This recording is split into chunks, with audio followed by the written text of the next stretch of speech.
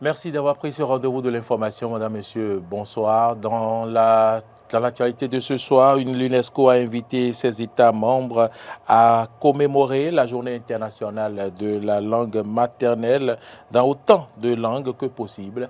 Et quel regard les linguistes béninois jettent sur cette préoccupation de l'UNESCO en ce qui concerne le Bénin? Vous suivrez un magazine à ce propos dans cette édition. Le prix du pain n'a pas diminué depuis la sortie de la ministre du Commerce et de l'Industrie du Bénin pour rappeler à l'ordre les acteurs du secteur. Nous en parlerons. Le corps de l'ancien président du Burkina Faso, Thomas Sankara, assassiné le 15 octobre 1987 lors d'un putsch, a été inhumé jeudi, donc hier, avec les 12 hommes morts à ses côtés. Voilà pour le sommaire. Le développement, c'est maintenant.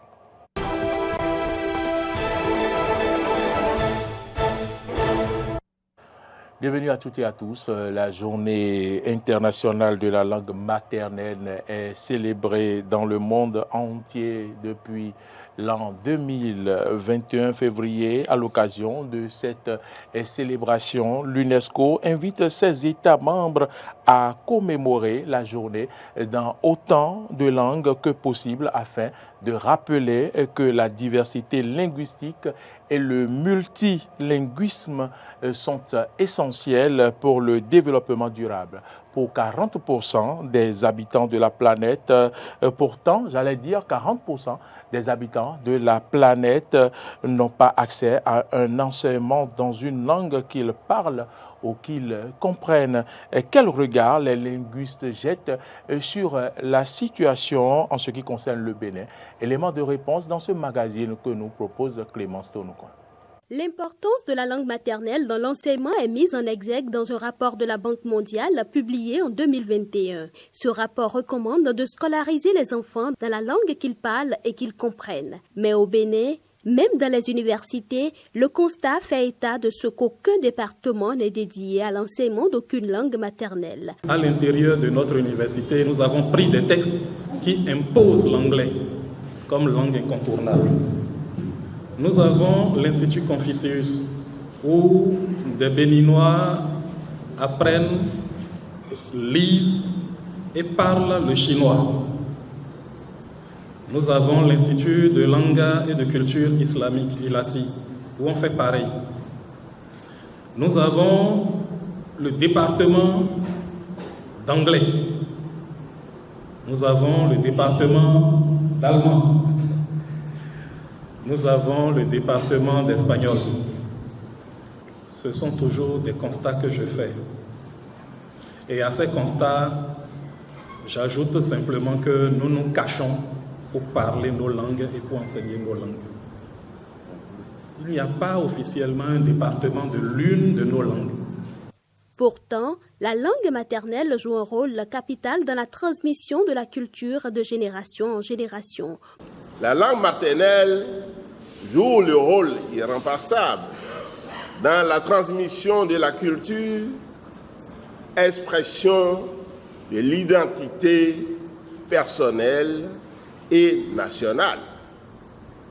Sans langue, en général, la transmission du savoir serait impossible. Plus qu'un outil de communication, chaque langue est une dimension fondamentale de l'être humain. En structurant notre pensée, en articulant nos relations sociales et en construisant notre rapport à la réalité, la langue véhicule, enregistre et conserve tous les actes humains qu'elle est capable de laisser décoder en cas de besoin. Et c'est en cela que nous soutenons fermement que la langue est une grande archive vivante du vécu des hommes et de toutes les mutations qui s'opèrent sur l'axe du temps et dans l'espace. Autant de raisons qui justifient la nécessité d'intégrer dans les curricula de l'enseignement au Bénin l'enseignement des langues maternelles. L'usage des langues maternelles demeure un défi à relever au Bénin, dans nos écoles, collèges, lycées et universités. Les langues maternelles constituent une source d'épanouissement socio-culturel intellectuelle, économique, scientifique, et non une barrière pour le développement, comme certains le pressentent à tort. Offrir à l'enfant l'opportunité de conceptualiser le monde, de prendre connaissance de son être et de son environnement à partir de sa langue maternelle est un mécanisme assez puissant qui détermine l'avenir de l'être dans la société. Parler plusieurs langues pour un enfant est un exercice valorisant, constructeur et digne d'intérêt. La multiplicité des langues maternelles au Bénin ne devrait pas être un frein à cela, puisque des exemples existent à foison. On nous présentera la multiplicité de nos langues comme un épouvantail à l'application d'une politique linguistique volontaire, ce qui n'est pas vrai. Vous avez en Chine plus de 500 langues, mais à travers une politique linguistique, ils sont arrivés à imposer le mandarin qu'on nous enseigne ici à Confucius. On devrait en principe se battre, comme le font les Russes, comme le font les Suédois, comme le font les Américains, qui ont des départements de langue où ils enseignent nos langues. Mais nous sommes ici propriétaires de ces langues et nous ne les enseignons pas. Rappelons que l'initiative de l'introduction des langues maternelles dans le système éducatif national au Bénin, à titre expérimental, a été faite au cours de l'année scolaire 2013-2014, mais a connu un arrêt en février 2018. 5 ans plus tard, les réformes annoncées dans le secteur peinent à prendre corps. C'est un magazine de Clémence Tonoucoin. En bref, malgré la sortie de la ministre de l'Industrie et du Commerce qui a réagi à propos de l'augmentation du prix du pain au Bénin, rien n'a bougé. À Parakou, à Lokossa, à Cotonou et à Bomekelavi, le pain est toujours vendu à 150 francs CFA. Dans un communiqué, Chadia Alimantou Assouma a rappelé que l'État a mis en place une subvention et qu'il est hors de question que les boulangers tentent de gonfler le prix de ce produit de première nécessité. Mais apparemment, ce communiqué est sans impact sur la réalité du pain aujourd'hui. À en croire Chadia Alimatou Assouma, le prix du pain au Bénin est fixé par voie réglementaire. Quand on prend l'arrêté, la cession à la boulangerie a été prévue à 112 francs CFA et la cession aux consommateurs à 125 francs CFA. C'est cela depuis 2008. La ministre de l'Industrie et du Commerce dit être informée de la réorganisation en interne de ce secteur à travers leurs différentes fêtières en concédant une partie de leur marge. Pour elle, ils ne peuvent pas unilatéralement dire « je prends donc ma marge ». Effectivement, il faut un dialogue avec toutes ces chaînes selon elle. L'ambassadeur de la Chine près le Bénin était au cabinet du président de l'Assemblée nationale. C'était ce mardi. Peng Jintao est allé transmettre à Louis Vlavonou les félicitations du président du comité permanent de l'Assemblée nationale populaire de Chine. Suivez ici un extrait de la déclaration de l'ambassadeur à sa sortie d'audience. Je suis venu demander une audience auprès du président de l'Assemblée nationale du Bénin, son Excellence M. Vlavoulou, pour lui transmettre un message de félicitations de son homologue chinois, président du comité permanent de l'Assemblée populaire nationale de Chine, pour sa réélection à cette noble poste importante nationale. C'est vrai, pendant les derniers... cette félicitation est non seulement pour sa élection, mais aussi pour l'organisation en succès de cette élection. Le Bénin est dans une période de réforme. Cette réforme est générale pour politique sociale, que aussi pour l'institution législative. Donc ces réformes ont apporté beaucoup d'importance au développement des pays. Dans les 3 ans à venir, la partie chinoise va continuer cette coopération fraternelle et aussi fructueuse avec l'Assemblée nationale, en particulier avec le Bénin en général.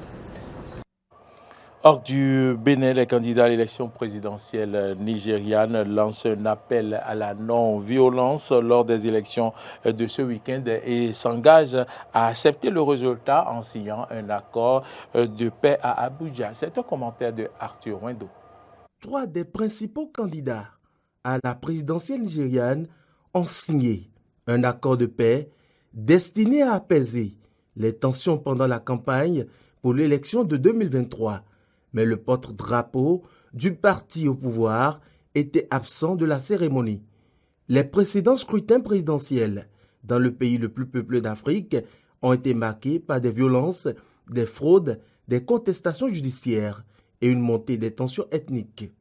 4 candidats de premier plan ont émergé dans une course serrée pour remplacer le président Muhammadu Buhari qui se retire après 2 mandats alors que l'économie du Nigeria est en difficulté et que l'insécurité constitue un défi majeur pour son successeur. Il faut rappeler qu'au total, 18 candidats à la présidence sont en lice, dont une femme. Le corps de l'ancien président du Burkina Faso, Thomas Sankara, assassiné le 15 octobre 1987 lors d'un putsch, a été inhumé hier avec les 12 hommes morts à ses côtés sur les lieux de leur assassinat à Ouagadougou. Suivez Arthur Wendo. Thomas Sankara, l'ancien président du Burkina Faso, et 12 de ses compagnons assassinés lors d'un putsch le 15 octobre 1987 ont été inhumés jeudi 23 février sur les lieux où ils ont été tués à Ouagadougou. Plusieurs responsables du gouvernement, dont le Premier ministre Apollinaire Joaquim, figuraient aux côtés de la centaine de membres de famille venus se recueillir auprès des 13 cercueils. La veuve de Thomas Sankara, Mariam Sankara, et ses 2 enfants, qui désapprouvent le choix du lieu de sa mort pour son inhumation, étaient absents, mais d'autres membres de la famille étaient présents. D'abord, recouverts du drapeau burkinabé, les cercueils ont ensuite été portés dans les tombes derrière la statue géante de Thomas Sankara, érigée sur le lieu de son assassinat. Madame, Messieurs, c'est ici que se referme cette édition. Merci à tous ceux qui nous ont suivis tout au long de cette semaine. Restez en notre compagnie tout le long de ce week-end également.